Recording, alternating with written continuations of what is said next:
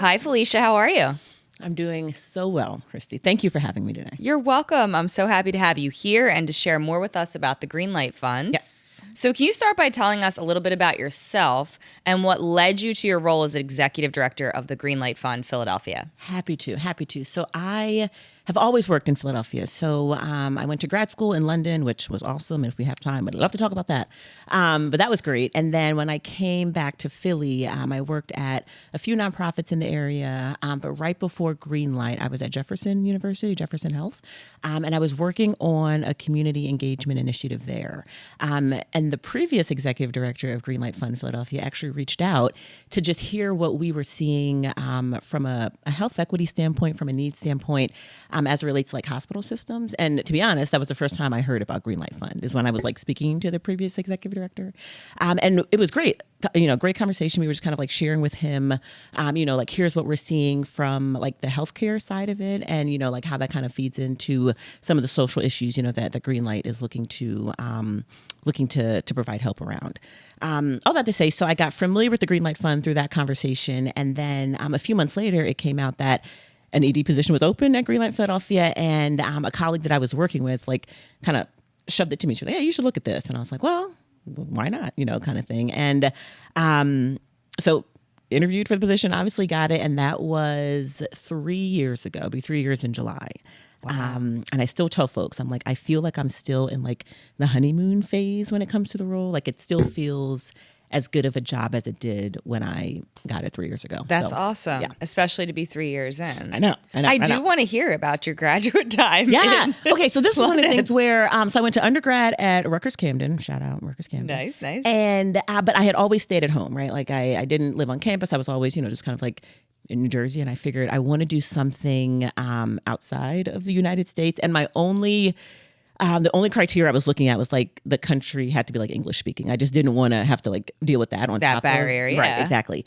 And London fit the bill. So I went to King's College London, and it was a year-long program, but the way they had it structured, it was like maybe 6 months of actual like course instruction, and then they give you like 6 months to write your dissertation, which is a long time. Yeah. So what a lot of people did, we just traveled, like to get from London to Switzerland to Ireland to Amsterdam is like $100 ticket and like an hour plane ride. So like a lot of us kind of took advantage of that. It was great. Awesome. What a great experience. Yeah. And what was your degree that you were getting? Yeah, so I got my master's in public policy. And I will say it's one of these degrees where it's kind of like a all-encompassing degree. Like I don't think I'm working a ton in public policy right now, but for me, it was just like at that point felt important to have a master's degree. And then that was kind of the one that, I went with there. But it was helpful because it actually wasn't like super focused, like hyper specific on one thing. So I think for me, really opened up a lot of doors as to what I could use it for. So that's awesome. And to be able to do it in that way there. Yes. That just sounds like it was an amazing experience. I've been to London once now. We went to film something there a few years ago, and I loved it. And I would love to go back, but just envisioning being there as a student and to have the flexibility to travel. It was great. Europe in general, it's so amazing that you can get from one place to the other so easily, so affordably. Yep. And there's so much to see and do. There is. And it's crazy. Like, I actually haven't been back to London specifically since I left. And my husband and I talk about it, a couple times, like, oh, we should go back and visit.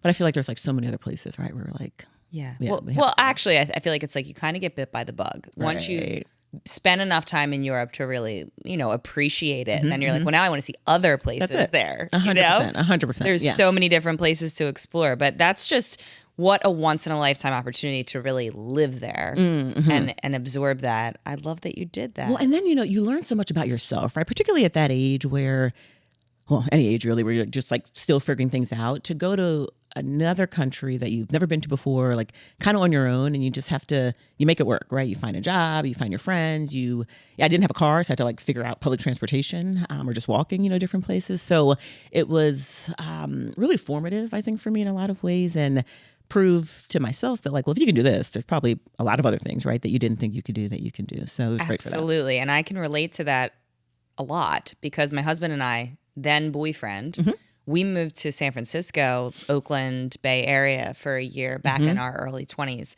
And I always say that that's the greatest thing that we got out of it, is just to be so far away from everything you've ever known. I mean, we were still in the United States, so we were 3,000 miles away from everybody we had grown up with. And we're both here from the Philadelphia area. And there was so much value in doing that, just like the way it builds you as a person. Exactly what you were just saying. Like, you're just forced to figure things out on your own. Yeah. You're forced to appreciate different places, different cultures, people. You know, it was so different. But I think I would encourage anybody who's like that age, you know, college or just out of college.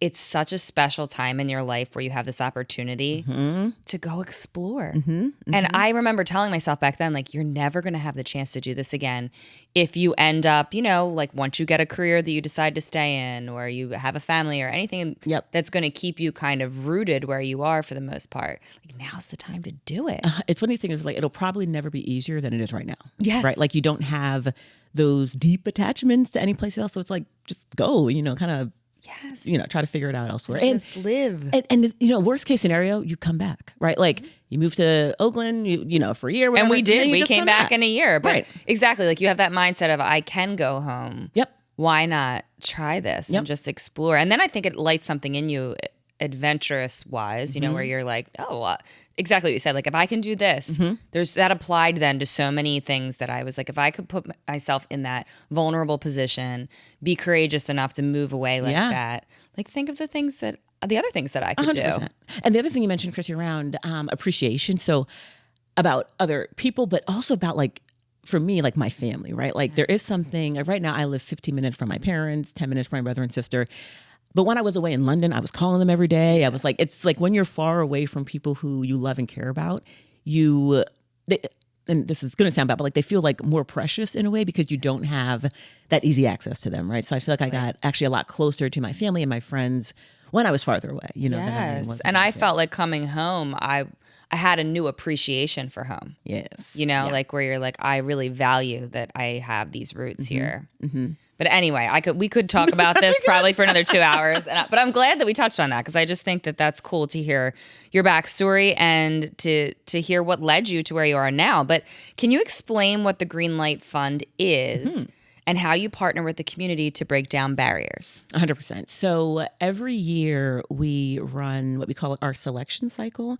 And essentially what that is, the beginning of our selection cycle, we are working in deep partnership with community members, community residents, different nonprofits, you know, businesses, really just to hear from folks, what are the most acute needs in Philadelphia right now?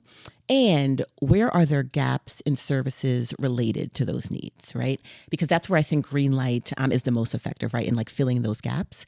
So once we have those two things identified, so the needs and the gaps, we then look outside of Philadelphia. We look to other cities, other communities that have really innovative nonprofit programs that we can invest in to come to Philadelphia to help alleviate some of the challenges that we're seeing. So I'll give an example. So when we ran our most recent selection cycle, a need that kept coming up for us was economic support for returning citizens. So folks who are coming back to Philadelphia from jail or from prison, how do we get them access to capital, right? That's non-predatory, right? Because there's a lot of like payday lenders out there, but obviously interest rates there are just astronomical. So we're really looking for an organization that is going to work with returning citizens in a way that feels respectful, that feels dignified, and again, gives them access to this capital. So we had a very specific, organization, very specific thing that we were looking for. But that's our job, right? Like we are literally scouting the country. We're looking at hundreds of organizations that could fit, the model that we're looking for. And we ended up in Charlottesville, Virginia, and meeting an organization called the Fountain Fund. And they exclusively work with returning citizens and gives them access to very low interest loans and offer things that are going to help them. So it's self-identified needs that are going to help them elevate to the next level of their life. So whether that's housing, whether that's education, car loans, are a big one. So once we find this organization, we go through a whole process in terms of like the vetting of them. But at the very end of it, we're like, okay, Fountain Fund, like we want to invest in you to come to Philadelphia. So we do. So our investment in any organization that we choose is $600,000 unrestricted over the course of 4 years. And then we really help to like stand them up here in Philadelphia, help them to get their roots here in the city. We connect them to different partners. And really, it's also connecting them to returning citizens here in the city so that their services can be best used there. Wow. So I didn't realize that you're pulling from all over the country. We are. But I was thinking Yes.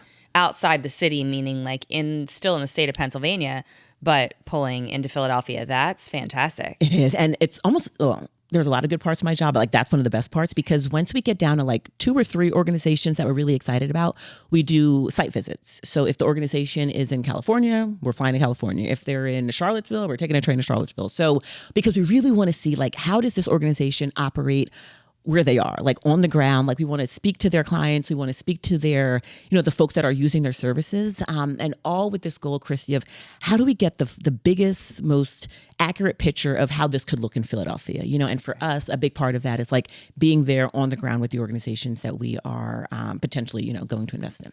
It makes so much sense. And I just had no idea how thorough that process is and how far reaching it is. Yeah.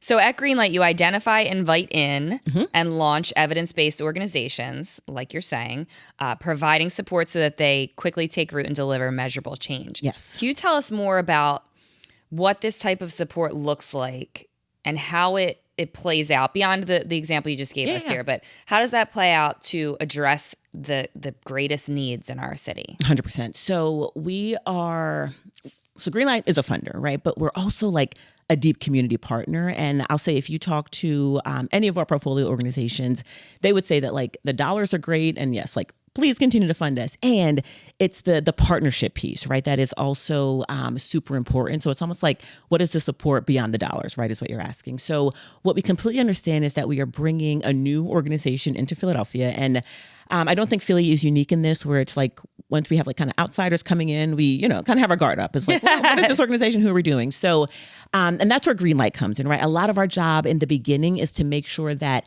there's some familiarity of the organization that we're bringing in, that folks are aware, that they might potentially want to partner with them. So it's almost like we are readying the soil here in Philadelphia to receive the organization that's coming in. And what we've heard from our portfolio organizations is that having we're almost like a liaison to other nonprofits or other like community partners that they would need. So we do a ton of warm introductions to different nonprofits here in the city. If they need like a physical space to house their programming, we're helping with like some of the real estate deals in that way. And then we also understand that while our dollars are significant, they're not enough to sustain the organization in perpetuity, right? So we also really like to get them connected to other funders here in the city who we think could be interested in their work to help support, right? So because our goal is that once we bring an organization here, they're here forever, right? Like it's not just for our 4 years of investment, it is forever, right? Like once you come to Philadelphia, you're going to be here, you're going to be here all the time. So we need to make sure that we have strong partnerships that, we can help to facilitate with the organizations. And then again, that financial component, right? We also want to make sure that we are linking them to other forms of financial sustainability. Sustainable is the word that I was thinking as you were saying that. It's that this is really a long-term plan for sustainable, support for these organizations and for them to carry out their mission beyond just you setting them up. But I love that you also are, I don't want to say holding their hand, but you are. You're really giving them the support they need to ensure that it will stick and that they will stay. Yep. And that's 100% it, because GreenLight has been in Philly for over 10 years now, right? So we know the partners who are doing great work on the ground. We know the funders like who would be interested in this work. So, but the organization we're bringing in is very new to the landscape, right? So, I don't think hand holding is I actually think it's like a really good example, right? Of like at what we're doing. We are like walking alongside them in their journey to coming to Philadelphia and trying to make their launch in the city, their move to the city as seamless as possible. And the other thing that we do is we have each of our organizations set up what we call local advisory boards. And those have proven to be awesome for a ton of different reasons, right? Because the members of the local advisory board are Philadelphians through and through, right? So perhaps they have, perhaps they're like a content matter expert in the, like for the focus area that organization is is here to respond to, or maybe they just, been in Philly for 40 years. So just like know the landscape. But the local advisory board, I'll also take a seat on. And again, it's maybe like 8 to 10 members, but it's really there to help the local leader, for the nonprofit that we're bringing in, and just to be additional support services if there's like introductions that we can make, again, on the funding piece, and really just to be a strategic guide, for the organization for their time here.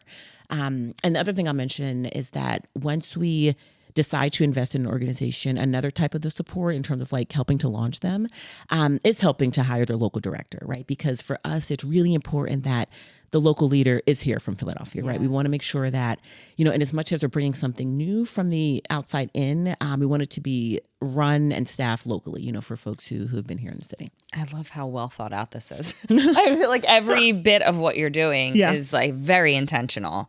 And I do want to talk about the fact that, you're the GreenLight Philadelphia, here to serve this city. And Philadelphia is home to some of the country's best universities, research institutions, hospitals, and academic medical centers, and a growing tech ecosystem that cultivates social innovation. Yet it is a city with one of our nation's highest rates of families living in poverty. So can you tell us how the GreenLight Fund is working to help tackle the challenges in our city that it's facing, such as poverty?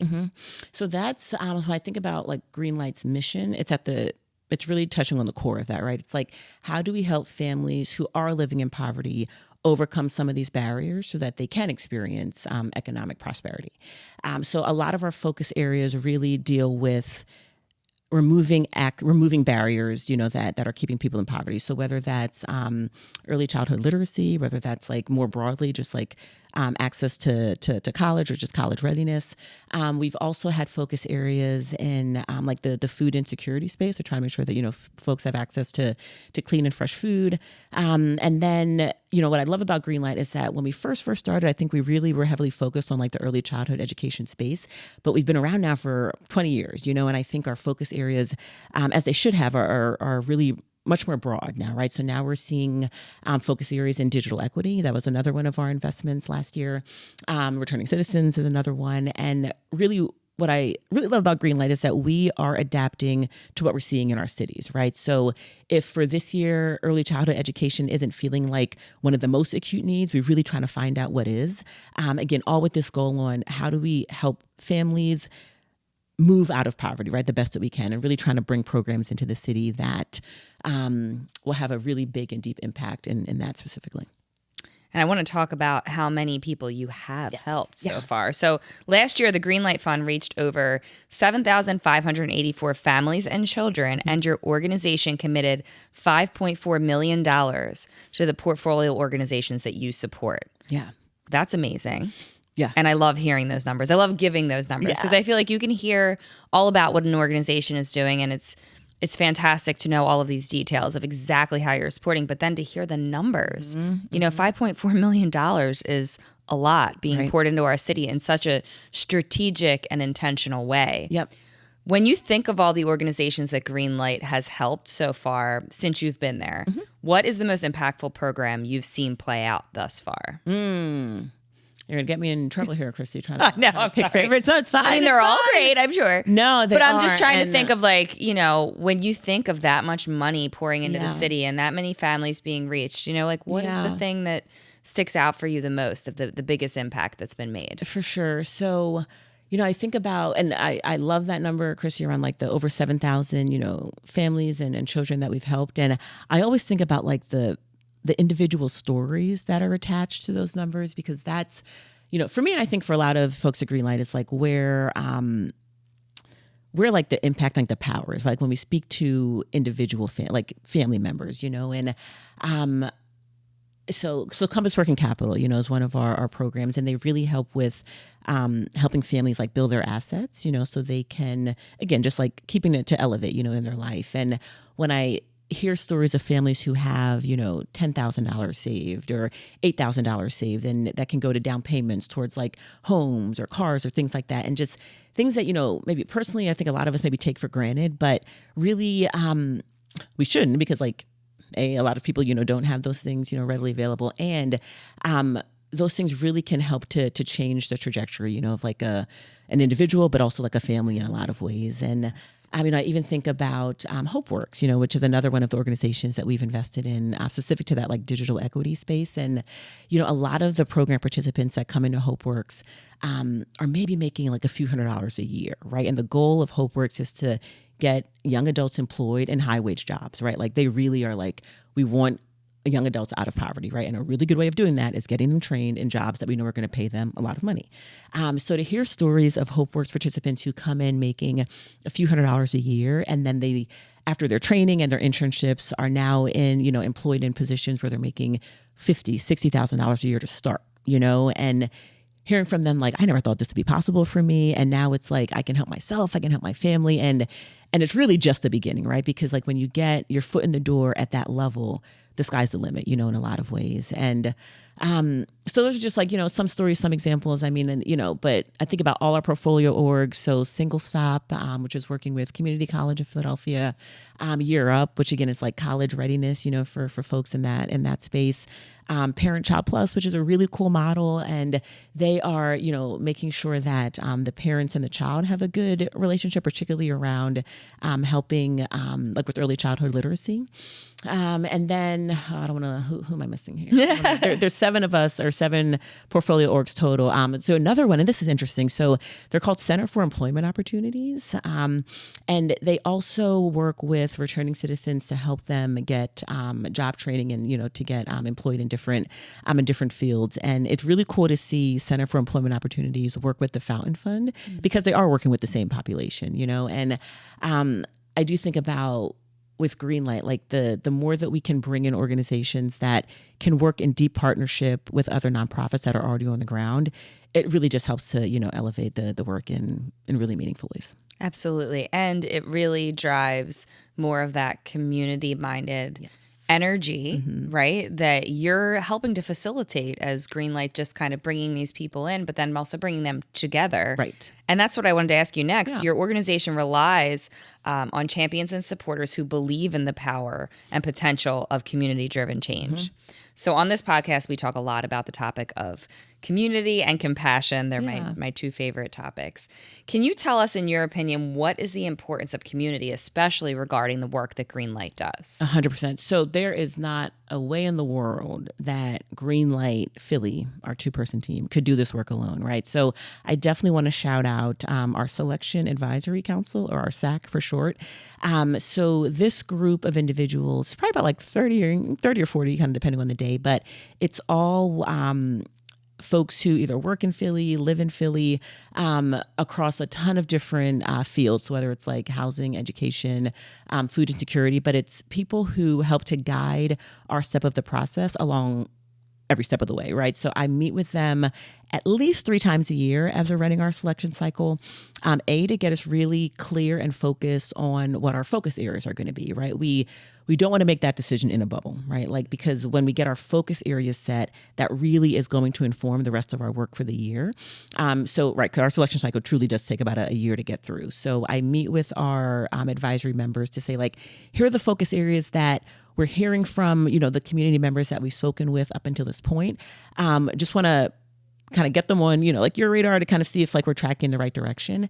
And our Selection Advisory Council also helps us really get much more narrow on the focus areas, right? Because education is very broad, right? Are we talking about, middle school, high school, elementary school? Food access is also very broad, right? So once we have our broad focus areas, our Selection Advisory Council will help us get very clear on like how we want to go more narrow in those. So I'll meet with them at that point. And then I meet with them again when we're talking about like maybe the 5 organizations that we're excited about that we think could come to Philadelphia. So they also help us get clear on like, okay, we think this one could work. We have some more questions about this one. And then the last time we meet with them, it's really to have our 2 finalists present to our Selection Advisory Council. And then as a group, we kind of make the decision around which one we're going to invest in. But to your point about community, like these are community members that we're meeting with, right? So our team is small here in Philly, so we definitely need as many people around the table to help us make informed decisions about our work, because what we definitely don't want to do is bring in an organization that doesn't feel needed here in Philadelphia. Like at our core, we're trying to bring new innovative programs to Philly that aren't yet here yet, that are going to feel very additive to the nonprofit ecosystem, and that are going to work in deep partnership, with organizations that are already here. So we really lean very heavily on the community, here in Philadelphia to help us do this work, because we want this to feel like they're being pulled into the city, right? Like people really want them here, that they're aware that they're coming, that they're excited that they're coming. And that is really a lot of like the beginning part of our selection cycle. It's just like making sure that we are looking in the right ways and really, looking for the organizations that are going to be the best fit here in the city. It sounds like that's a crucial part of the puzzle, to put all of that intention into it and make sure that it is a good fit so that it sticks and it works. That's exactly because right. if the community is not accepting this organization with open arms or understanding what they're there to do or how they're there to help, then it's not going to work. That's exactly right. And you're really looking, like we said, for long-term sustainable impact. And it's just, I love that you have so much intention behind how you guys are doing this. So next I want to ask you about your thoughts on the topic of compassion. Yeah. Can you tell us what your own definition of compassion is and how it relates to the work that you do? Yeah. So I saw this question. I was like, I like this one. And I, full disclosure, didn't really think of an answer. So I'm like thinking of That's it right okay. now. That's actually kind of the best, I think. Yeah. So, I mean, I hear compassion. I also think like empathy kind of like, plays into that. For me, I think it's a bit more than just like putting myself in the other person's shoes. It's that, but I think it goes a bit deeper, right? It's around, it's like, it's trying to like to feel for somebody else, and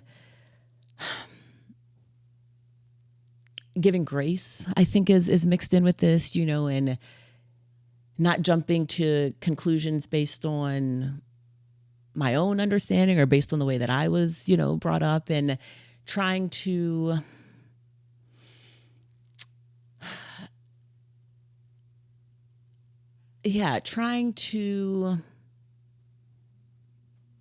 like maybe understand how they're feeling without obviously, kind of like going through what they're doing. But I do think that when we're working with families who are experiencing poverty, and I'm actually going to butcher the quote, but I'm going to try to pull it. We just had an all-staff retreat last week, and one of our speakers said that we should look at essentially like families and people who are in poverty, not in judgment of their situation, but almost in awe of how they're getting through it. I think that's kind of compassion, where it's like, I'm not going to judge you for what you're going through and like to see how I would do it differently, but just the fact that you're like surviving right now, I should be in awe of that. And I feel like there's wild. One of my guests last week Yeah. said something very similar. Okay. And Were they at our love all-staff that. retreat? No, I mean, it wasn't the same thing, but I love that you're both kind of pulling from that same concept, that if you could just look at somebody who's suffering and just think to yourself, be in awe of all that they're carrying. That's it. Yep. Just look at them and think, how are you even able to carry that, and how can I help you? And how can I help? Have to carry less, right? And I think that's compassion. It's like lightening the load. Yes. Right? Like we're all carrying something, right? But if I can take a piece of what you're carrying and make your next step a little bit lighter, let me see how I can do that. You know what I mean? Because I mean, people have done that for me and people have done that for you. I feel like we've all been the recipient of someone being compassionate to us. Yes. At the exact moment that we needed it, and how awesome did that feel, right? Where it's like, oh, they see me. I think that's compassion too, is seeing somebody, period, seeing them, right? And I see you, I know that you exist. I know that there's like this deeper humanity, that we're all a part of, and we're all neighbors, right? Like we're all neighbors, so right? much more alike than we are different. And right. that is where, I mean, for me, I see compassion coming into play in that type of outlook too, is that how can I see myself in another person instead of see what's different about us? How can I see what's more similar about us than what's different? And if I can see and feel like I'm similar to you, I'm more likely to want to help you, right? Because I can see myself in your shoes. I can see myself in your position. And I would want somebody to step up and help me. That's it, right? Oh, yeah. I love that. So thank you for sharing that. Nice. And your fund also relies on investors to help carry out your mission and make this all possible. Yes. So this is an important thing, I think, for us to make sure we talk about. Can you tell us more about how a company or an individual can become an investor in the GreenLight Fund and help support all this like detailed work you're doing to pull these organizations in and help our community here in Philadelphia? Absolutely. So we raise all the dollars that we then give to these organizations well in advance, right? So once we are finished with like our fundraise, we get right back to the work and we're like, we're doing the giving and the whole selection cycle process. So we have a ton of really strong supporters here in Philadelphia that already make our work possible, right? So I'm thinking about, God, if I start naming, I'm going to like leave some folks out, but maybe we'll put a pin in like all of our investors, but like every year we have a ton of people who make our work possible. And essentially it's like, maybe it's an easy process is what I'm saying here. So it's like having a conversation with me just to like hear more about GreenLight and then saying like, yes, I want to be in, a part of this. And what's the beauty about the investments that we take, there's no minimum, quite frankly. Like we have people at all levels, right, that give to GreenLight, a couple $100 a year up to like, the 6-figure, gifts. And each dollar is important because it all kind of rolls up to us bringing awesome organizations here to Philly to help. So it's a funny question around like, what is the process? Because the process is, let's have a conversation. I'd love to meet you. And then if you say like, I want to be in. So, but the point is anybody can. Anybody. Right? Anybody can invest and be a part of it. That's exactly right. We have individual investors who, have maybe they've met some folks at GreenLight or they know our portfolio organizations or they just like really care about seeing Philly be the best city that they can be. So they're like, let me know how I can help. Yeah. We have much larger, foundations that have supported our work. Like William Penn Foundation, Barrett Foundation, Comcast is a huge supporter of us. Then we have some more on the individual side, right? Like John and Sue Simon, who are our co-founders, they give, to each of our GreenLight sites. Josh Kopelman is a big investor in GreenLight. So yeah, we have a lot of individual investors, also, foundations, corporations, but there's no minimum, and we'll speak to anybody, right? If they're and there's no like requirement to be a part of it. I think that when I think about as a donor, right, or as an investor, oftentimes people struggle with, I don't know where my money's going. I don't know what my money's doing. And I just would really encourage listeners to look into this if you're looking for somewhere to put your funds, because it's very clear that you have a solid strategy and a solid way of bringing these organizations in, setting them up, helping them stay here, and helping to just continue to build better opportunities for everybody here in our city. So I also want you to tell us, lastly, how can we follow along with the work?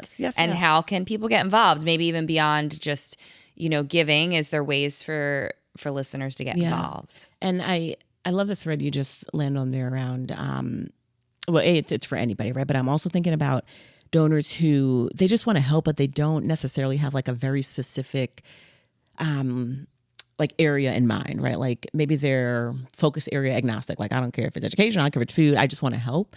I think GreenLight is such a good place for that because our focus areas are not predefined. Like I don't know what our focus area is going to be next year because we don't want to make that decision in a bubble, right? So it's like, it's a very community informed process. And I think if that piece is important to donors, right? Like making sure that the work is being led by the folks who live here in Philadelphia. I think and that the city's changing and the needs are always changing. So that I would think from a donor's perspective, it's great to know that you're constantly evolving with the city and its needs. Yes. And the other thing, because I've spoken to other investors about this, or the piece of our process that they really appreciate is that when we are at the end and we're like, all right, we're investing in HopeWorks, The very next step is that, we'll sit down with the leaders of that organization and get very clear on what does success look like, right? Like we literally map out like metrics for long-term success, short-term success, and key performance indicators to know that like, all right, because at the root of it, we made a promise to Philadelphia to say like, okay, we heard you all and that this is an issue that we should be focusing on. We are bringing something very tangible here to help to, alleviate some of those challenges around the issues.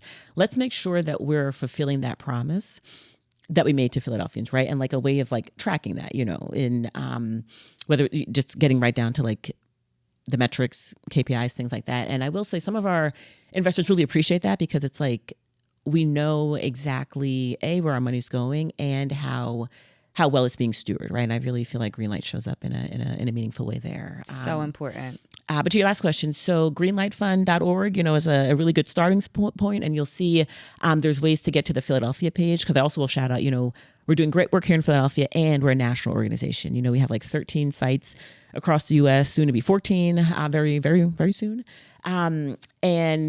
It's all right. So you can see like a ton just about on, greenlightfund.org. And then we are getting our social media pages up and running. So there'll be a Facebook page. We're obviously, we're on LinkedIn, things like that.